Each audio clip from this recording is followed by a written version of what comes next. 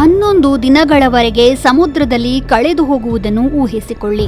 ಇತ್ತ ಬೋಟ್ನ ಸ್ಟೇರಿಂಗ್ ಕೆಲಸ ಮಾಡುತ್ತಿಲ್ಲ, ಅತ್ತ ಭೂಮಿಯೂ ಕಾಣುತ್ತಿಲ್ಲ. ಸುತ್ತಲೂ ಬರೇ ನೀರು ಮತ್ತು ಯಾವುದೋ ಒಂದು ಭರವಸೆ ಮಾತ್ರ. 2025ರ ಅಕ್ಟೋಬರ್ ಸಮಯ. ಕರ್ನಾಟಕದ ಕರಾವಳಿಯ ಅರಬ್ಬಿ ಸಮುದ್ರದಲ್ಲಿ ಒಂದು ಮೀನುಗಾರಿಕಾ ದೋಣಿ ಇದ್ದಕ್ಕಿದ್ದಂತೆ ತನ್ನ ಕ್ಯಾಪ್ಟನ್ನ ಮಾತು ಕೇಳುವುದನ್ನು ನಿಲ್ಲಿಸಿಬಿಟ್ಟಿತು. 31 ಮೀನುಗಾರರು, ಒಂದು ಕೆಟ್ಟು ಹೋದ ಯಂತ್ರ ಮತ್ತು ನಿಧಾನವಾಗಿ ಸಾವಿನತ್ತ ಸಾಗುತ್ತಿರುವ ದೋಣಿ. ಒಂದಲ್ಲ ಎರಡಲ್ಲ 11 ದಿನಗಳ ಪರದಾಟ. ಅವರಲ್ಲಿದ್ದ ಆಹಾರ ಸಂಗ್ರಹಣೆ ಬರಿದಾಗುತ್ತಿತ್ತು. ಸಮುದ್ರವು ಮತ್ತಷ್ಟು ಪ್ರಕ್ಷುಬ್ಧವಾಗುತ್ತಿತ್ತು ಮತ್ತು ಪ್ರತಿ ಗಂಟೆ ಕಳೆದಂತೆ ಅವರು ಬದುಕುಳಿಯುವ ಸಾಧ್ಯತೆಗಳು ಕಡಿಮೆಯಾಗುತ್ತಿದ್ದವು.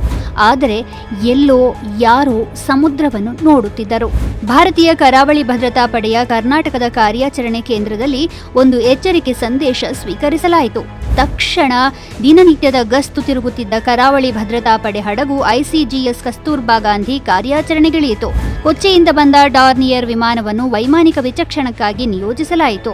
ನಿರ್ದೇಶಾಂಕಗಳನ್ನು ಲೆಕ್ಕ ಹಾಕಲಾಯಿತು. ಸಮುದ್ರದ ಏರಿಳಿತಗಳನ್ನು ಊಹಿಸಲಾಯಿತು. ಹುಡುಕಾಟ ಪ್ರಾರಂಭವಾಯಿತು. 11ನೇ ದಿನ ಸಮುದ್ರ ಮಧ್ಯದಲ್ಲಿ ಅಸಹಾಯಕವಾಗಿ ತೇಲುತ್ತಿರುವ ಒಂದು ಸಣ್ಣ ಚುಕ್ಕೆ ಆಕಾಶದಲ್ಲಿದ್ದ ಆ ವಿಮಾನಕ್ಕೆ ಕಾಣಿಸಿತು. ಭಾರತೀಯ ಕರಾವಳಿ ಭದ್ರತಾ ಪಡೆ ಅವರನ್ನು ಕಂಡುಕೊಂಡಿತ್ತು. ಅಪಾಯಕಾರಿ ಸಮುದ್ರದ ಮಧ್ಯೆ ಕೋಸ್ಟ್ ಗಾರ್ಡ್ ಅವರನ್ನು ರಕ್ಷಿಸುವುದಷ್ಟೇ ಅಲ್ಲ, ಸಮುದ್ರದಲ್ಲಿಯೇ ಸ್ಟೇರಿಂಗ್ ಅನ್ನು ಕೂಡ ದುರಸ್ತಿ ಮಾಡಿದರು.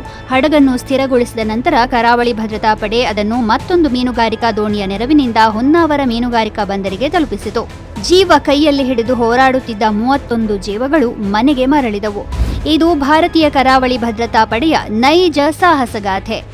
ವಯಂ ರಕ್ಷಾಮಹ, ನಾವು ರಕ್ಷಿಸುತ್ತೇವೆ ಎಂಬ ಧ್ಯೇಯದೊಂದಿಗೆ ಸಾವಿರಾರು ಜೀವಗಳನ್ನು ರಕ್ಷಿಸುತ್ತಿರುವ ಭಾರತೀಯ ಕರಾವಳಿ ಭದ್ರತಾ ಪಡೆಗೆ ಗೌರವದ ನಮನಗಳು.